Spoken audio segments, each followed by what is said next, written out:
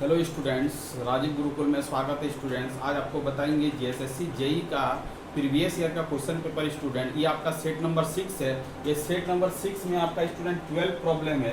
ये 12 प्रॉब्लम बेहद इंपॉर्टेंट है। ये एग्जाम में आने की संभावना बहुत ही ज़्यादा है, तो ये प्रॉब्लम को आपको देख के जाना है एग्जाम हॉल में। तो यहाँ से प्रॉब्लम देखने को मिलेगा, या तो यहाँ का कॉन्सेप्ट का यूज करके आपको प्रॉब्लम पूछा जाएगा। चलो स्टूडेंट, रेडी करते हैं प्रॉब्लम 1 से। चलो आप प्रॉब्लम 1 से प्रॉब्लम 2 तक बने रहो। यहाँ पर बहुत सारा चीज़ का कॉन्सेप्ट मिलेगा, साथ साथ प्रॉब्लम का सॉल्यूशन भी मिलेगा। स्टेप बाय स्टेप समझेंगे स्टूडेंट। आज बेसिकली आपका ट्रांसफार्मर का बहुत सारा प्रॉब्लम लिए हैं।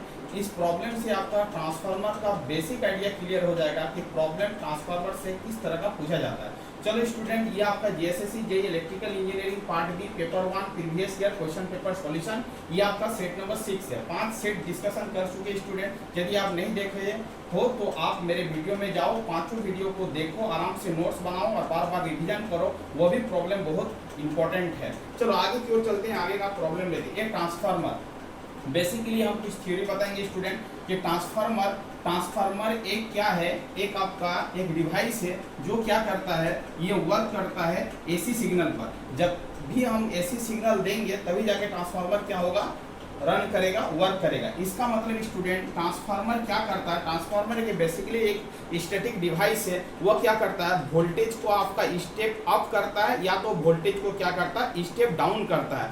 तो आपको बोलना है कि ट्रांसफार्मर बेसिकली उस तरह के डिवाइस को बोलेंगे जो वोल्टेज को क्या करेगा, स्टेप अप करेगा या तो क्या करेगा, स्टेप डाउन करेगा। ये आपका ट्रांसफार्मर का काम है स्टूडेंट। अब देखो ट्रांसफार्मर में आपका पावर क्या रहता है, कांस्टेंट रहता है, फ्रीक्वेंसी आपका फिक्स रहता है 50 हर्ट्ज। इसका मतलब है कि आपको समझना है कि यहाँ पर देखो क्या क्या चीज बोल रहा है, change in AC to DC ये नहीं करेगा। ट्रांसफार्मर का ये काम नहीं है कि आपका चेंज एसी सिग्नल को डीसी सिग्नल में काम करेगा, क्योंकि आपका ट्रांसफार्मर डीसी में वर्क ही नहीं करता है, वो चेंज नहीं करता है। Change in DC to AC ये भी नहीं होगा स्टूडेंट। ये क्या करेगा, वोल्टेज को स्टेप अप करेगा या तो वोल्टेज को स्टेप डाउन करेगा। वो आपका सिग्नल कैसा होना चाहिए, एसी सिग्नल होना चाहिए। सिंपल आपका एसी सिग्नल का ही वोल्टेज को क्या करेगा, स्टेप अप करेगा और स्टेप डाउन करेगा। तो इसका मतलब है इसका आंसर क्या होगा student, step up and step down AC voltage and current. या तो आपका एसी वोल्टेज को स्टेप अप या तो स्टेप डाउन करेगा, या तो एसी करंट को स्टेप अप या तो स्टेप डाउन करेगा। ये आपका क्या है, ट्रांसफार्मर का बेसिक कॉन्सेप्ट है, आपको याद रखना होगा स्टूडेंट।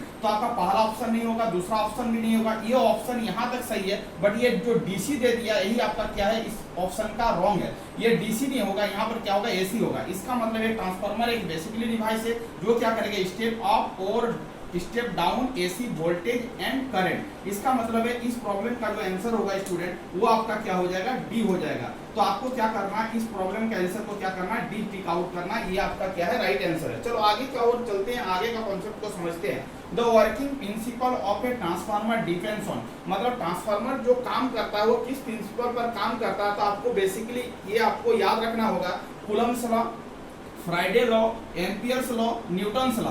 तो आपका जो दो working principle of a transformer depends on, जो ट्रांसफार्मर जिस प्रिंसिपल पर काम करता है वो आपका क्या होता है स्टूडेंट, फ्राइडे लॉ होता है। इसको आपको याद रखना होगा कि the working principle of a transformer depends on, किस पे डिपेंड करता है, आपका फ्राइडे लॉ पर क्या करता है, डिपेंड करता है। आगे का प्रॉब्लम को लेते हैं स्टूडेंट, आगे का प्रॉब्लम को देखते हैं। मैक्सिमम इफिशिएंसी विल अकर्स, जो ट्रांसफार्मर आपका मैक्सिमम इफिशिएंसी कब अकर्स करेगा वो चीज पूछ रहा है। तो आपको कुछ कॉन्सेप्ट याद रखना है student. When copper losses and iron loss, transformer में बेसिकली दो तरह का लॉस होता है, एक होता है आयरन लॉस, दूसरा होता है कॉपर लॉस। ठीक है स्टूडेंट, इफिशिएंसी मैक्सिमम होने के लिए आपका आयरन लॉस और कॉपर लॉस को क्या होना पड़ेगा, इक्वल होना पड़ेगा, तभी जाके ट्रांसफार्मर का इफिशिएंसी क्या होगा, मैक्सिमम होगा। तो आपको बोलना है कि ट्रांसफार्मर का मैक्सिमम इफिशिएंसी होने के लिए आपका आयरन लॉस और कॉपर लॉस का कंडीशन क्या होना चाहिए। तो आपको बोलना है कि आयरन लॉस और कॉपर लॉस का कंडीशन क्या होना चाहिए, इक्वल होना चाहिए, तभी जाके इफिशिएंसी जो होगा वो क्या होगा,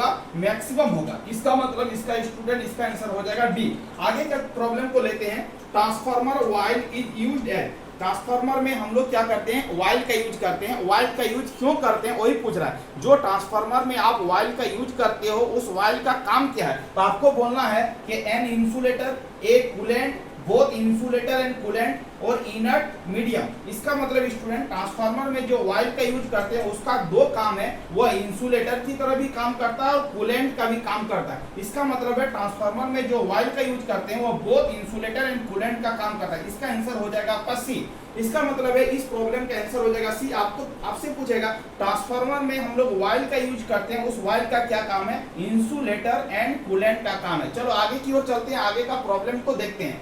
a step of transformer increase, यदि आपका ट्रांसफार्मर स्टूडेंट स्टेप अप रहेगा तो वो क्या करेगा? आपका वोल्टेज को क्या करेगा? इंक्रीज करेगा। इसको आपको याद रखना होगा, क्योंकि यदि आपका स्टेप अप ट्रांसफार्मर है तो आपका वोल्टेज क्या करेगा? इंक्रीज करेगा। यदि स्टेप डाउन ट्रांसफार्मर रहता है तो वोल्टेज को क्या करता है? वो डिक्रीज करता है। यहाँ पर पूछ रहा है step of transformer increase, step of transformer किसको इंक्रीज करेगा? तो आपको बोलना वोल्टेज को क्या करेगा? इंक्रीज करेगा। आंसर हो जाएगा सी।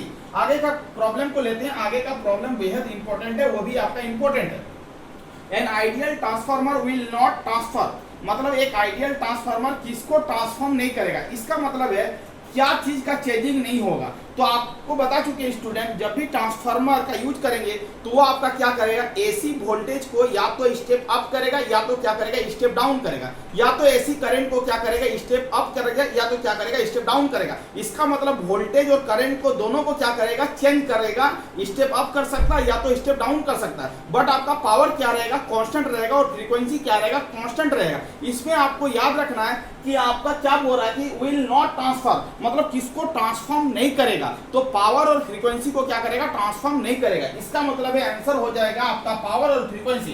तो पावर और फ्रीक्वेंसी, पावर 1 में, फ्रीक्वेंसी 3 में, तो 1 और 3 क्या हो जाएगा? राइट आंसर हो जाएगा। तो इस प्रॉब्लम का जो आंसर होगा स्टूडेंट वो आपका क्या हो जाएगा? ए हो जाएगा। आपसे पूछेगा कि ट्रांसफार्मर में क्या चीज कांस्टेंट रहता है, तो आपको बोलना ट्रांसफार्मर में पावर क्या रहता है? कांस्टेंट रहता है, क्योंकि आपका इनपुट पावर और आउटपुट पावर क्या होगा? दोनों इक्वल होगा। भले वोल्टेज इंक्रीज कर सकता है या तो वोल्टेज डाउन कर सकता है, या तो करंट इंक्रीज कर सकता है, करंट डाउन कर सकता है, बट पावर क्या रहेगा? ऑलवेज क्या रहेगा? कांस्टेंट रहेगा। इसको आपको याद रखना है। चलो आगे का चलते हैं, आगे का कॉन्सेप्ट को समझते हैं। 7 नंबर, an isolation transformer has primary to secondary turns ratio is, यदि ट्रांसफार्मर कैसा रहेगा? आइसोलेशन ट्रांसफार्मर रहेगा तो प्राइमरी और सेकेंडरी टर्न्स रेशियो क्या होगा? तो सीधे याद रखना है कि आइसोलेशन ट्रांसफार्मर का जो प्राइमरी या सेकेंडरी टर्न्स का जो रेशियो होता है वो क्या होता है? 1:1 होता है। इसको आपको क्या करना होगा? याद रखना होगा। ये आपका बेहद इंपॉर्टेंट कॉन्सेप्ट है, इसको आपको रट्टा मारना होगा।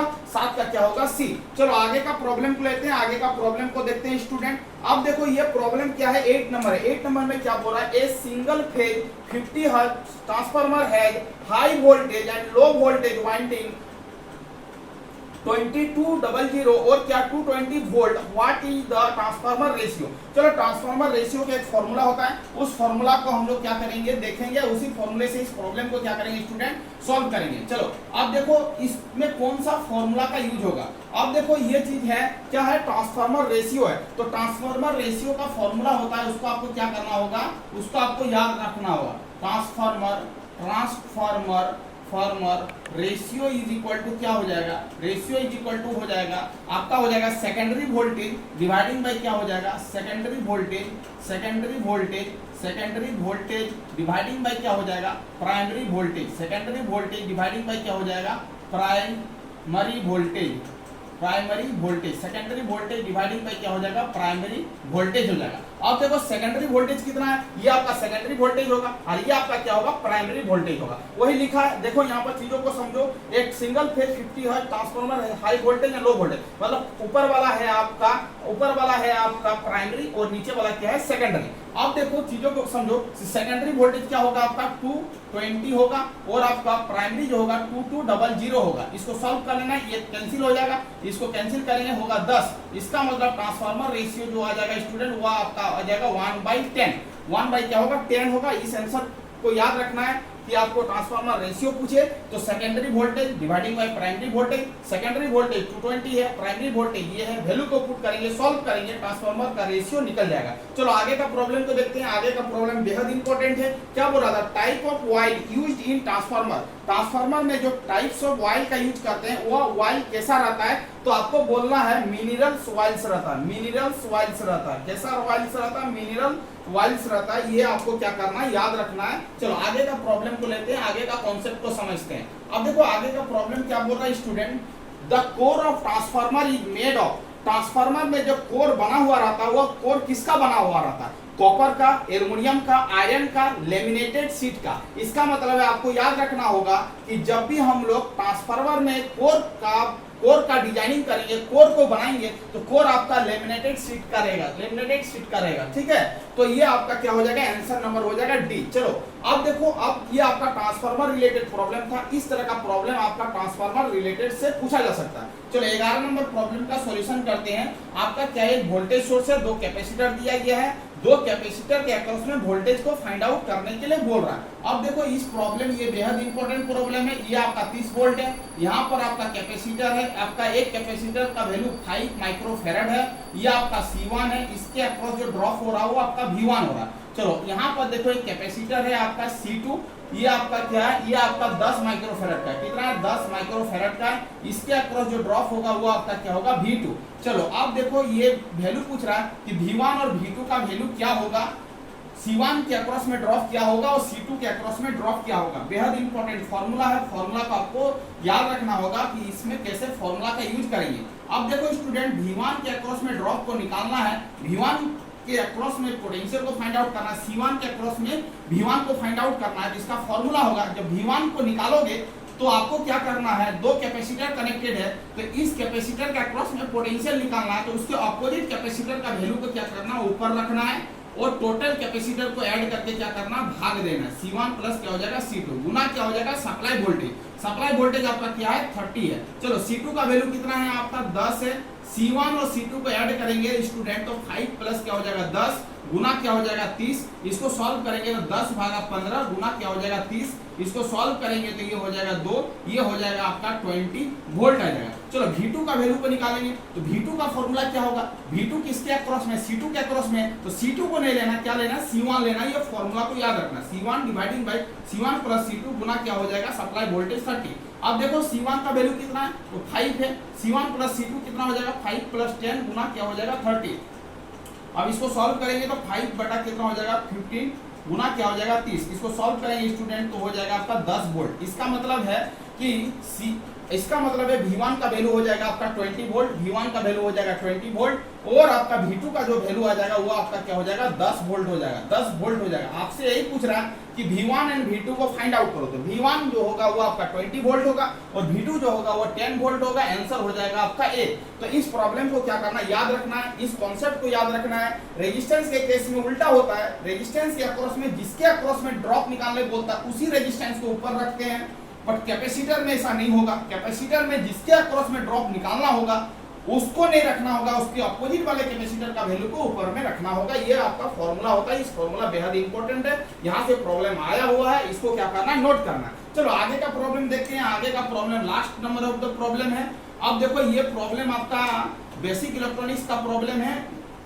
क्या बोल रहा है कि which gates is a universal gate. आपको बता चुके हैं यूनिवर्सल गेट किसको बोलेंगे स्टूडेंट। चलो गेट जब पढ़ाए थे तो बोले थे कि बेसिक गेट जो होता है वो बेसिक गेट जो होता है 3 तरह का होता है। बेसिक गेट जो होता है वो क्या होता है, 3 तरह का होता है, नोट कर लेना है। एक होता है और गेट, एक क्या होता है आपका एंड गेट, और एक आपका क्या होता है नॉट गेट। और आपका यूनिवर्सल गेट आपको बता चुके हैं, यूनिवर्सल गेट जो होता है वो 2 तरह का होता है, एक होता है नेंड और क्या होता है नॉर। इसको आपको क्या करना होगा, याद रखना होगा। यूनिवर्सल गेट 2 तरह का होता है, नेंड और नॉर। और स्पेशल टाइप्स ऑफ गेट जो होता है वह क्या होता है, 2 तरह का होता है। स्पेशल टाइप्स ऑफ गेट जो होता है वो 2 तरह का होता है, एक होता है एक्सक्लूसिव और एक क्या होता है एक्सक्लूसिव नॉर। ये एक्सक्लूसिव और हो गया स्टूडेंट, और एक क्या हो गया एक्सक्लूसिव क्या हो गया, नॉर हो गया। इसका मतलब आपसे पूछ रहा है कि यूनिवर्सल गेट कितने तरह का होता है, 2 तरह का होता है। एक हो गया आपका नेंड और दूसरा क्या हो गया नॉर। तो ऑप्शन आपका क्या होगा, नॉर भी है नेंड भी है, तो ये वाला एप्रोप्रिएट आंसर है सी।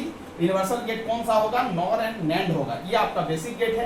ये 12 प्रॉब्लम का सीरीज था स्टूडेंट। आपको क्या करना, 12 प्रॉब्लम को आराम से नोट डाउन करना है, बार बार रिवीजन करना है इसका आंसर को, इसका कॉन्सेप्ट को समझना है और अपने से क्या करना, बनाना है। इस तरह का प्रॉब्लम यदि आपको क्वेश्चन बैंक में मिले तो इसी कॉन्सेप्ट का इंप्लीमेंट करके क्या करना है स्टूडेंट, सॉल्व करना है। चलो स्टूडेंट 12 प्रॉब्लम को एंड किए। यदि आप चैनल में नए आए हुए हैं स्टूडेंट तो क्या करना, चैनल को सब्सक्राइब कर लेना है, जिससे आपको क्या मिले, कंटिन्यू वीडियो मिले। Thank you student, Vande Mataram.